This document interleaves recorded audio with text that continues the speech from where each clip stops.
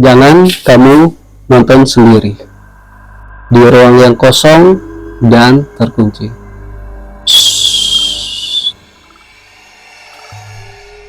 Saya sama tim melapor ke kantor dulu, ke kantor kami, ke garasi kami, untuk melaporkan kalau misalkan dari pihak keluarga korban itu minta langsung diberangkatkan ke kotanya di daerah Jawa Tengah. Nggak ada yang berubah, nggak ada yang apa.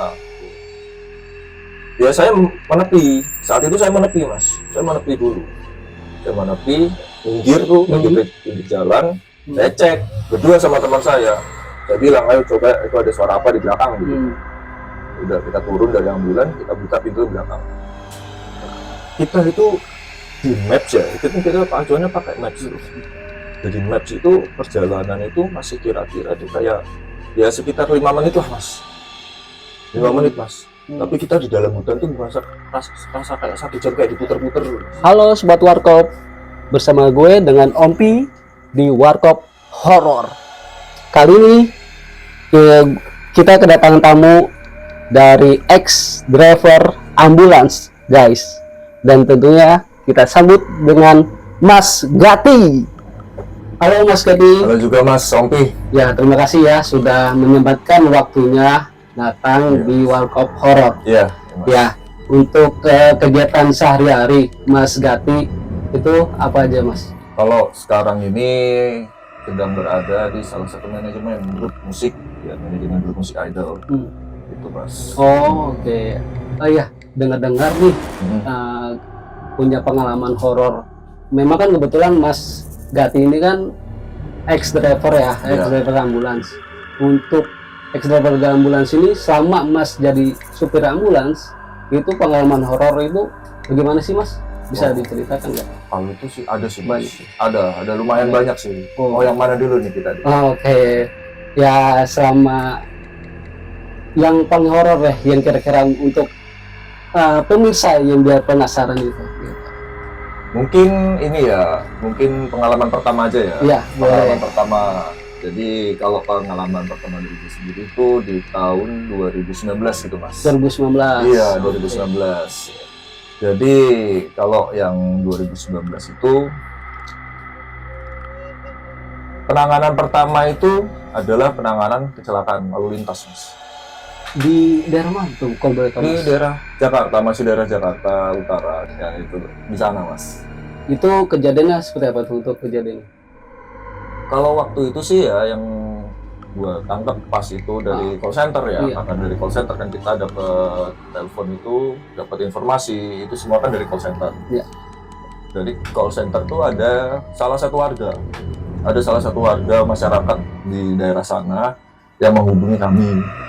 Nah pas itu posisi kami semua lagi di garasi nih, ada satu ambulans kami itu sedang di garasi. Ya kita lagi kumpul-kumpul biasa lah ya, itu kumpul-kumpul biasa, memang menunggu panggilan gitu. Ada call center menghubungi, ada dari masyarakat menghubungi call center, langsung call center tuh langsung ini ke kita, kasih apa namanya informasi ke kita. Jadi dari call center itu ngomong kalau misalkan ada sebuah tragedi kecelakaan yang melibatkan truk dengan kendaraan bermotor roda 2 itu. Sedangkan dari kami pas itu kan pasti ada lah namanya, kalau di SOP-nya ambulans itu kan kita harus tanya kondisi korban seperti apa, habis itu di sana sudah ada ambulans atau belum. Jadi kan kita harus memastikannya Mas. Jadi kita nggak mungkin kita dapat call center nih, udah informasi nih kita langsung berangkat. Nah itu kenapa kalau di ambulans kan kayak gitu loh. Nah setelah dipastikan kalau di sana tuh belum ada ambulans yang datang, ada nih ambulans yang datang ya. Ya udah kita berangkat nih dari gue pribadi kan karena gue driver, gue langsung naik ke ambulans sama teman-teman, langsung berangkat lah kita menuju titik yang sudah ditentukan.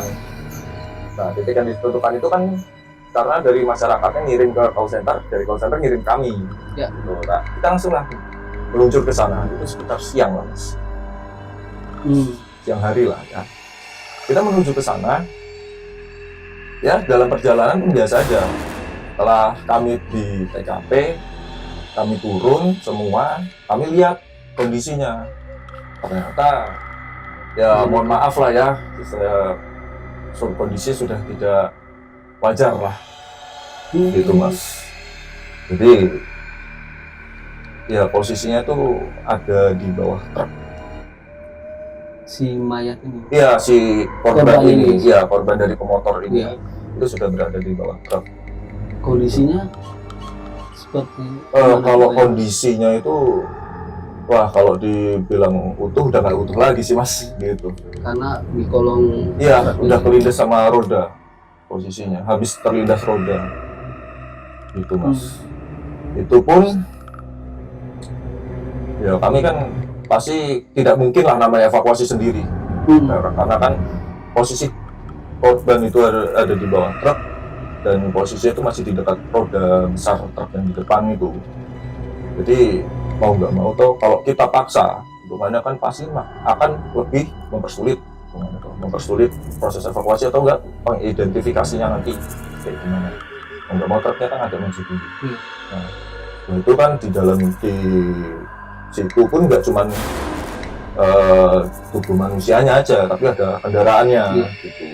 Oh iya, masuk juga berarti iya, motor itu. masuk juga Mas, di situ ada motor juga gitu. Jadi Berarti sangat sulit sekali ya untuk evakuasi si jenazah ini. Iya benar, satu-satunya cara kan harus maju dulu truknya ke depan, maju sedikit gitu. Jadi biar itu kendaraan itu udah bisa dievakuasi dari pihak yang terkait hubungannya, dan kami kan langsung mengevakuasi korban gitu Mas. Jadi di saat itu pun karena ya posisinya sudah mengenaskan hitungannya, hampir tidak terbentuk, itu mau nggak mau tim saya dengan tim saya sendiri itu harus turun gitu kan, harus turun melakukan evakuasi gitu Mas. Jadi itu yang namanya, mohon maaf, kayak misalkan bagian otak, usus segala macam itu udah berserakan di jalan, darah sudah di mana-mana. Yang utuh itu paling bagian-bagian besar, kan bukan bagian besar ya, hitungannya kayak kaki. Itu kaki masih terlihat, cuman bagian perut dan kepala itu sudah hancur, Mas. Iya.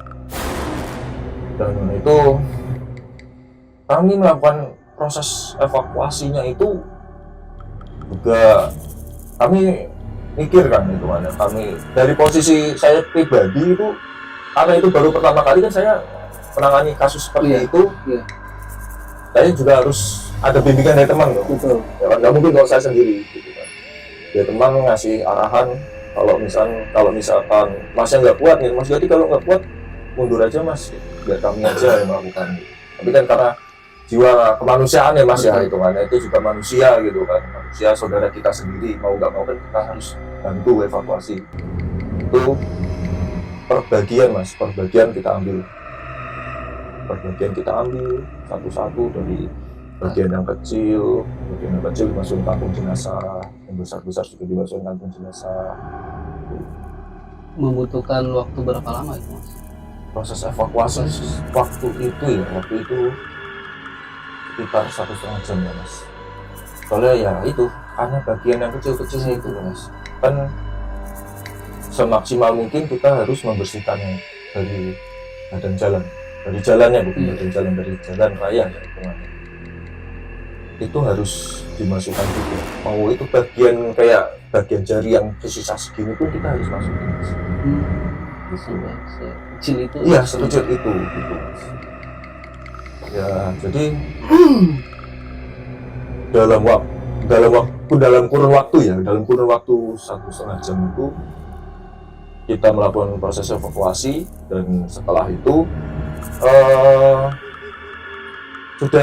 hitungannya sudah agak bersih lah ya, udah agak bersih. Yang tersisa kan ada ceceran darah. Ceceran darah. Itu dari pihak wajib, hitungannya petugas polisian kan menganjurkan kita untuk membawanya ke rumah sakit, salah satu rumah sakit Polri di sekitar sana. Saya langsung bawa dengan kantong jenazah itu loh, yang sudah kami masukkan ke dalam ambulans. Kita langsung bawa ke sana. kita bawa sampai sana, masuk ke ruang jenazah. Untuk sampai sana masuk ke ruang jenazah itu di saat kita memasukkannya itu pun masih dalam pengawasan dari pihak rumah sakit. Pengawasan rumah sakit. Tetap kita mengantarkan, kita membawa, tetap kita masuk ke dalam ruang jenazah. Setelah itu kita nunggu mas. Jadi nggak langsung bawa gitu, nggak dibawa ke apa namanya ke keluarga itu enggak. Justru kita yang nunggu keluarganya malah. Gitu.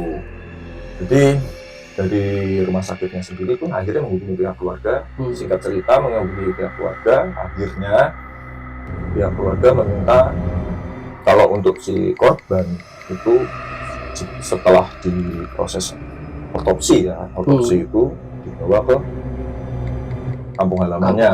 Iya, karena memang dari korban tersebut memang bukan warga keluarga salah satu kota di Jawa Tengah. Sehabis itu baru Mas setelah di otopsi ya, setelah kelar ataupun dari pihak keluarga sudah ada, baru Mas pengantaran. Ya itu. Iya, pertama kan memang ada kita nunggu juga tuh, nunggu informasi dari pihak rumah sakit dan pihak keluarga. Kalau memang itu akan menggunakan ambulan kita langsung bergerak lagi untuk pengantaran. Itu pun kita akhirnya ya wes kita tunggu dulu lah gitu di situ, kita nunggu lama di situ dan akhirnya dari pihak rumah sakit mengatakan kalau Mas silahkan dibawa ke rumahnya langsung untuk dimakamkan di sana gitu. Nah, singkat cerita akhirnya pun ya dengan kondisi seperti itu saya sama tim melapor ke kantor dulu, ke kantor kami, ke garasi kami untuk melaporkan kalau misalkan dari pihak keluarga korban itu minta langsung diberangkatkan ke kotanya di daerah Jawa Tengah itu. Ya udah, setelah dari pihak kantor sudah ACC sudah mengizinkan, saya bersama tim langsung bergerak mengantarkan ke sana. Kampung halamannya? Iya, ke kampung halamannya itu mas. Itu di jam berapa itu kira-kira mas? Malam mas, itu sekitar jam 10 atau jam 11 malam.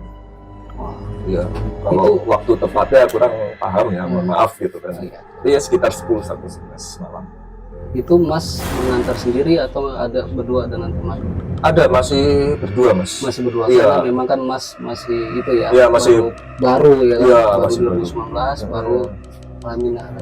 Benar banget mas. Itu ya dalam perjalanan sih ya masih aman lah mas, masih Jakarta tuh masih aman gitu. Masih lewat jalur tol tuh masih aman gitu kan. Cuman yang sempat sih pas mau keluar exit tol itu sempat ada kayak sesuatu lah mas di belakang. Apa tuh? Boleh tahu kita boleh? Gimana ya?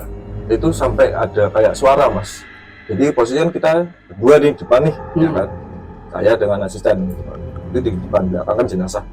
Sedangkan pihak keluarga korban itu mereka bawa mobil pribadi, jadi nggak gabung di ambulan kami gitu. Di belakang nih. Itu dalam perjalanan pas setelah jam malah itu setelah saya keluar dari exit tol menuju jalur lintas itu baru mas itu ada namanya suara dari dalam itu kayak bludak. Sedangkan itu suara jalannya itu rata terus gitu, nggak ada yang berubah, nggak ada yang apa.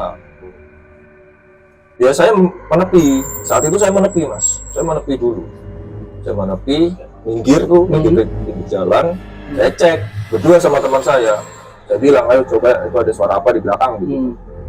Udah kita turun dari ambulan, kita buka pintu belakang, takutnya kan ada peralatan kami yang lepas mana kan. Saya masih pikir positif lah gitu kan, masih positif thinking lah itu mana. Ya udah kita cek, ternyata nggak ada apa-apa mas, nggak ada apa-apa. Setelah memastikan semuanya tuh aman kan, wah ini nggak ada apa-apa nih, paling perasaan kita aja kali gitu kan. Ngantuk atau itu sampai pihak keluarga korban tuh nanya, kenapa mas? Oh enggak bu, kirain ada yang lepas gitu, ada suara di dalam. Itu masih ngobrol yang secara biasa aja gitu sama ininya kan, sama keluarga korban gitu kan. Ya udah, so setelah kita jalan lagi, hitungannya udah menjelang ya 1:30 lah mas, 1:30 pagi lah ya hitungannya. Masuklah ke daerah, dia itu daerah perkampungan ceritanya, jauh dari jalan raya mas, jauh dari jalan raya, dan itu kalau masuk area kampung itu melewati hutan mas. Oh, jalur yang lewat hutan? Iya, berarti hutan karet gitu loh, hutan karet gitu, karena ada jalan setapak gitu, karena ada jalan setapak. Ya udah kita lewat sana. Nah di situ mas itu mulai aneh mas, aneh banget itu mas, beneran mulai aneh. Jadi kita itu di maps ya, kita pacuannya pakai maps terus.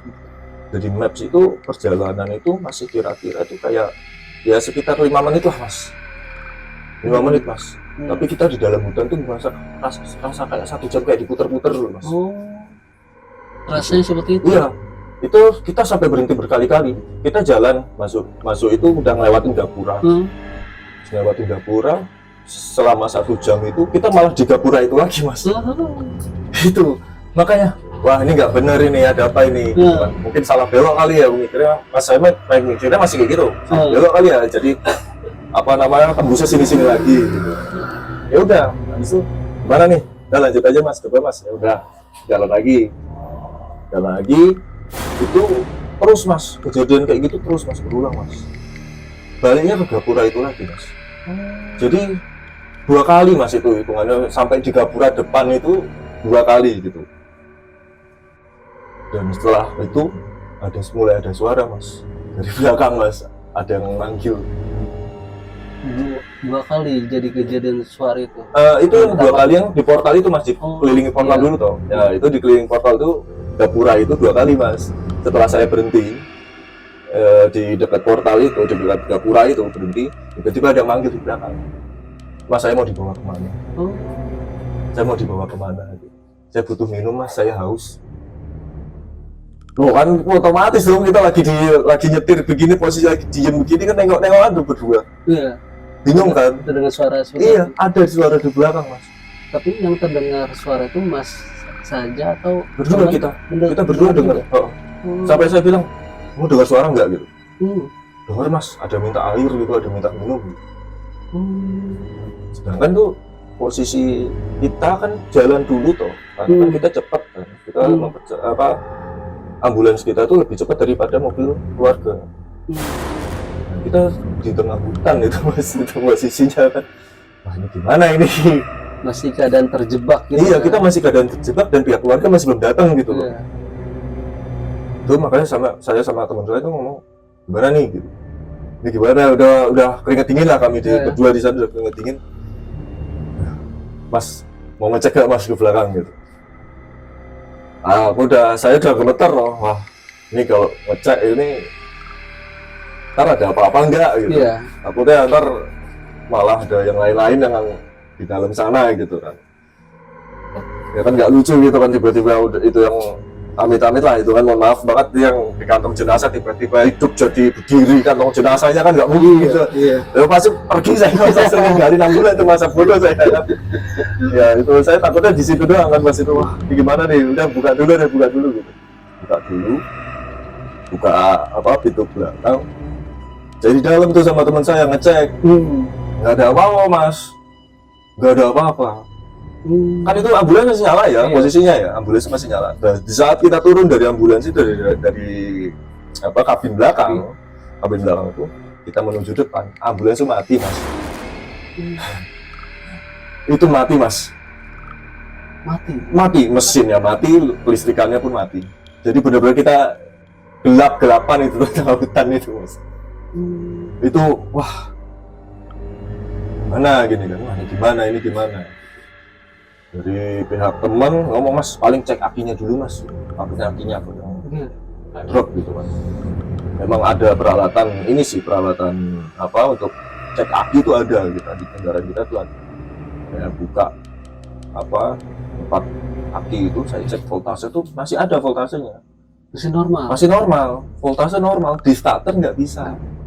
Dicoba coba starter Iya, nggak bisa. iya, karena kan mobil-mobil lama atau itu kan, mobil tua lah itu kan, nggak tua-tua banget, mobil tahun 2000-an lah. Ya. Itu di starter nggak bisa mas, di starter tuh susah gitu. Sempat berapa kali coba? Itu ada 10 kali lebih mas itu mas. Iya tuh, udah saking bingungnya, udah saking paniknya atau kita karena gelap di tengah hutan. Yang paling ditakutin itu adalah ini mas, takutnya tuh hewan liar. Kalau manusia sih masih oke lah gitu kan ya. Hewan liar gitu. Takutnya karena hewan liar. Kan memang posisinya kan ambulan gitu kan, ambulan besar gitu. Ini kita kejebak di sini antara dimangsa atau enggak kita yang memangsa lah. Mikirnya gitu aja udah. Habis itu, oh gimana mas, ya udah gini deh, udah kita udah langsung mikir macam-macam kan, ya gini aja, apa kita bakar rokok aja, gitu. Bakar rokok aja, minta apa istilahnya permisi lah gitu, bakar rokok, permisi buat syarat aja lah gitu kan. Akhirnya ya udah kita bakar rokok kita taruh di dekat pohon, kan ada pohon besar di sini. Pohon besar. Nah posisi pohonnya itu di sini, ambulans kita agak maju ke depan gitu loh. Jadi gapuranya di sebelah sini. Gapura, pohon besar, besok ada ambulans sih. Kita bakar rokok di sana. Kita bilang kita permisi. Non sewu, kita kesini mau mengantarkan jenazah korban. Soalnya yang ada di sini korban ini itu kecelakaannya di Jakarta. Jadi kami yang bertugas untuk mengantarkan. Mohon apa namanya diberikan, dipermudah perjalanannya gitu. Ya udahlah, udah kayak gitu toh, udah saking putus asanya lah kita ya itu ya. Udah masuk ke dalam mobil, starter nyala mas. Ya mau gimana ya kalau dibilang percaya nggak percaya ya itu kan ya. Memang ada. Iya gitu. Tapi dari suara-suara itu masih terus mas gitu.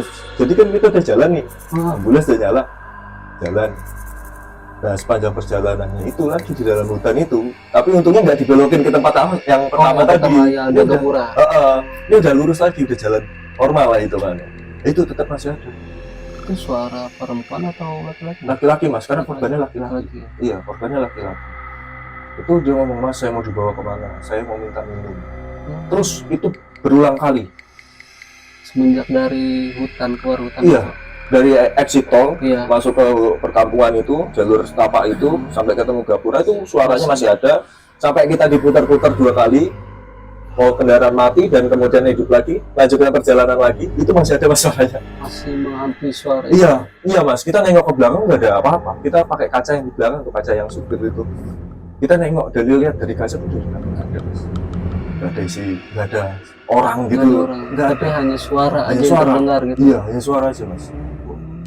Jadi, wah ini, udah aku bilang temanku, udah kamu aja balesin gitu. Aku nggak fokus di jalan, daripada ntar kita balesin, kita nggak fokus di jalan, yang ada nanti malah kenapa-napa di jalan tuh. Ya udah mas, bilang tuh sama teman, nanti ya minumnya kalau udah sampai aja. Gituin. Ya kamu tenang aja dulu di sini, kamu tuh diantar kok sampai rumah, tenang aja gitu. Nanti pas udah sampai rumah, kamu mau minum silahkan. Gituin. Nah setelah itu apa namanya udah nggak ada suara tuh setelah dikasih tahu sama temanku. Nah herannya gini mas, dan perjalanan kira-kira udah nyampe ya, kita udah mendekati rumahnya ya, rumah dari keluarga ya, keluarga korban ya. Herannya itu mobil keluarga udah ada di sana mas. Udah nyampe duluan mas. Mereka kan saya tanya, bu kok sudah sampai gitu. Ibunya juga nanya loh, masnya kok emang dari mana gitu. Ya saya ngikutin yang di map itu, kok nggak ketemu sama saya juga lewat jalur yang sama mas. Itu mas di situ, jadi saya kok bisa gitu loh, kok nggak ketemu padahal posisi ambulan dan itu jalan satu-satunya yang dilewati. Iya, itu jalan satu-satunya. Utama lah ya. Iya, jalur utamanya lah itu kan. Ya itu tuh kok nggak ketemu gitu loh. Saya herannya itu di situ, kok nggak ketemu bu. Tadi ada bu, mobil saya sempat mati. Saya jelasin semua. Sama pihak keluarga. Ya? Iya, sama pihak keluarga saya jelasin. Tapi saya nggak melihat ambulans dari pihak keluarga seperti itu. Malah saya di sini takutnya ambulansnya nyasar, kebablasan apa gimana gitu. Nah itu saya padahal ngikutin map gitu loh. Ngikutin map aja gitu kan. Nah itu kita benar-benar heran gitu. ya udahlah kita sampingan itu kita turunin dulu lah jenazah toh, itu jenazah karena itu udah masukin peti kan posisinya. Jadi apa namanya, kantong jenazahnya itu dipindah, jadi di sana udah ada peti gitu loh, jadi ada layanan kedukaan lah hitungannya, pakai layanan kedukaan udah di sana. Tapi ya, itu kami kasih ke pihak layanan kedukaan, katanya mau dibawa ke rumah duka di situ. Jadi saya nganterin ke rumah dari pihak ambulan duka itu udah ada di rumah situ, jadi kayak transfer tuh, transfer korban gitu, transfer jenazah gitu. Ya udah dari situ, dari pihak kedukaan udah nerima lah, hitungannya nerima. Dan itu kami nggak berani langsung pulang mas, karena masih subuh, masih jam 3 itu. Sampai jam 3 ya? Iya, itu kita jam 3 pagi itu masih di rumah buka lah hitungannya, nggak berani pulang gitu. Iya, nggak berani daripada nanti kenapa-napa kayak tadi kejadian yang sebelumnya itu. Sasarin Iya, gitu ya. makanya itu, wah, nih kalau kejadian lagi, apa namanya, wah, masalah lah kita udah mikir ke situ kan. Wah, ini gimana nih? Udah di sini aja dulu mas, kata teman. Udah di sini dulu mas, dan kita nggak usah pulang dulu. Ya udah di sini. Ngomong sama pihak keluarga, bu, saya kayaknya di sini dulu. Besok ada di saat kita istirahat ya, ada hitungannya ya, mungkin ketua di sana ya. Nanya, kenapa mas kok bisa lama, kok bisa duluan mobil keluarganya daripada jenazah? Ya udah kalau karena itu, karena saya pribadi ya melihat dia mungkin udah orang sepuh atau orang tua ya itu. Saya ngobrol. Jadi gini pak, saya tuh tadi pas masuk Gapura, saya ceritain lah itu kejadian yang saya tadi itu, ya kan. Saya ceritain kejadian itu, akhirnya dari orang tuanya itu langsung ngomong, wah masnya pasti nggak masuk, pas masuk nggak permisi dulu ya. Nah itulah mungkin ya karena salah kita juga gitu kan, salah kita juga, toh itu kan memang pertama kali lah ambulans besar masuk sana gitu loh. Ada ambulans yang masuk daerah situ tuh baru pertama kali gitu loh. Dan mungkin apa namanya, dari itu ambulans pertama yang hitungannya yang saya bawa mungkin ya. Jadi kan mungkin dari penghuni sana apa gimana gitu, kok ini ada orang luar nih masuk nih, orang asing kok masuk daerahku nih, kok nggak izin. Nah paling gitu ya kalau secara kasarannya mungkin ya, nggak izin gitu. Terus ya udah dibilang sama ketuanya, nanti kalau kamu pulang kamu bawa ini, kamu kasih air aja di apa namanya sekitaran jalan yang sudah kamu lewati gitu. Jadi dibawain kayak botol mineral ya, air mineral gitu, cuman gak ada mereknya, botolnya polos gitu, botol mineral tanpa merek. Itu nggak tahu lah itu isinya apa. Jadi teman saya itu langsung pas kita mau balik itu langsung siramin dulu. Jadi ambulansnya dulu mas yang disiram mas. Dari ambulansnya dulu. Keseluruhan? Iya, dari depan, samping, belakang, nah itu disiram semua. Ya yang penting kena cipratan airnya lah gitu. Di depannya airnya. Itu masih dijaga sama orang tua itu. Jadi pas kita nyiram-nyiram itu, sesepuh itu. Jadi pas kita nyiram-nyiram itu masih dilihatin lah hitungannya. Nggak tahu lah, mungkin dari beliau sendiri tuh masih doa apa gimana ya mungkin ya.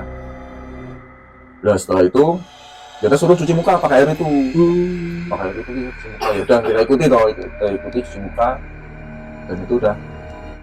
Ya setelah itu karena waktu sudah menunjukkan setengah enam pagi. Setengah 6 pagi, ya udah kita pulang.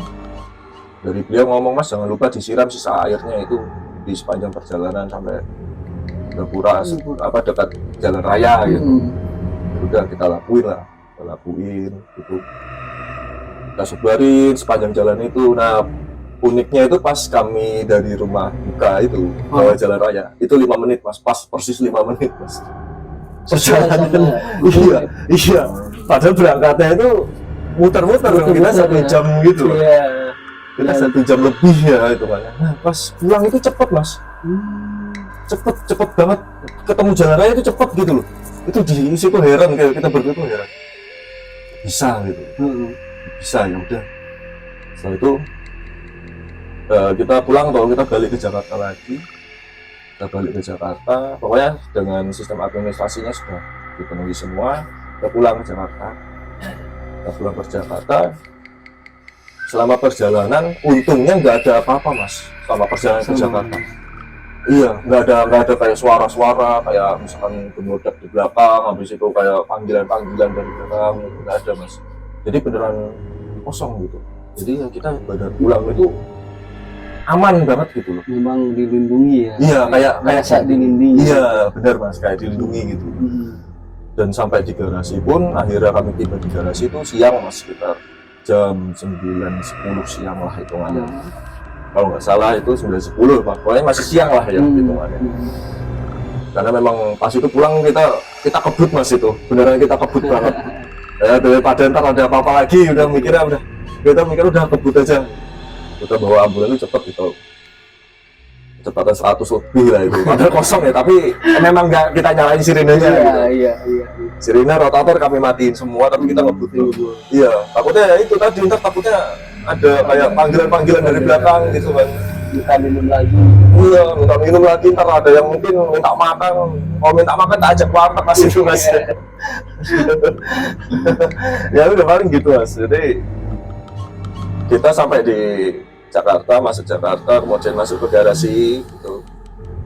Kita sampai di garasi ambulan, itu kita langsung bersihin lah, ada namanya mandi besar hitungannya. Setiap ambulans itu masih ada ritual mandi besar, jadi cuci bersih lah hitungannya. Pakai air biasa atau? Iya, pakai air biasa. Pakai air biasa. Paling yang untuk bednya itu kita ngomongnya stretcher atau berangkar, itu kita keluarin sendiri, itu dicuci sendiri. Jadi nggak pas ambulan dicuci, dalamnya nggak dicuci, itu kan nggak mungkin. Kita cuci juga dalamnya, kita bersihin juga dalamnya. Jadi yang meja kasur lah kita, kalau orang awam mungkin nyebutnya kasur, yang untuk pasien itu kita keluarin, itu kita cuci terpisah. Jadi kita bersih ambulannya dulu, kita mandi besar ambulannya dulu, mandi besar, setelah itu cuci bagian bankarnya itu, banker atau stretchernya itu, sampai skopnya segala macam itu kita cuci bersih. Dan setelah kejadian itu udah mas, nggak ada apa-apa lagi. Nggak ada hubungan lagi. Iya, nggak ada lagi. Ya, begitulah cerita dari Mas Gati, dan tentunya untuk kedepannya, untuk tempat baru kita tentunya harus sopan santun dan ada etika, dan juga hidup kita itu selalu berdampingan mas. Tentunya tempat yang di kawasan baru kita harus permisi juga, supaya dipermudah di jalannya. Ya. Memang untuk makhluk halus itu kita percaya dan tidak percaya juga ya, bahwasannya memang ada seperti itu. Oke sobat Warkop, sekian dari Warkop Horor. Terima kasih.